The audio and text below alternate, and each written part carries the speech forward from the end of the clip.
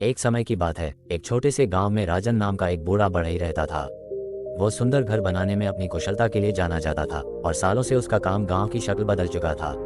लेकिन अब वो रिटायर होने के लिए तैयार था और अपने परिवार के साथ शांति से अपना बाकी जीवन बिताना चाहता था। एक दिन उसके मालिक, जो एक अमीर व्यापारी था, ने उसे एक आखिरी अनुरोध किया। राजन, व्यापारी ने कहा, मुझे पता है कि तुम रिटायर होने के लिए तैयार हो, लेकिन क्या तुम मेरे लिए एक आखिरी घर बना सकते हो? राजन थक चुका था और रिटायर होना चाहता था, लेकिन व्यापारी के प्रति सम्मान के कारण उसने अनिच्छा से सहमति दी। हालांकि उसका मन इसमें नहीं था। उसने सस्ते सामग्री का इस्तेमाल किया, काम को जल्दी जल्दी निपटाया और उन विवरणों पर ध्यान नहीं दिया जो वह आमतौर पर देता था। यह उसका सबसे खराब काम था जो उसने कभी किया था। जब घर आखिरकार पूरा हुआ तो राजन ने व्यापारी को निरीक्षण करने के लिए बुलाया। व्यापारी मुस्कुराया, राजन को चाबी दी और कहा, ये घर तुम्हारे लिए मेरा तोहफा है। ये तुम्हारा रिटायरमेंट घर है। तुम्हारी सेवा के लिए धन्यवाद। राजन हैरान रह गया। पछतावा उसकी आंखों में आ गया। अगर उसे पता होता कि यह घर उसके लिए है तो वह इसे ध्यान और समर्पण से बनाता।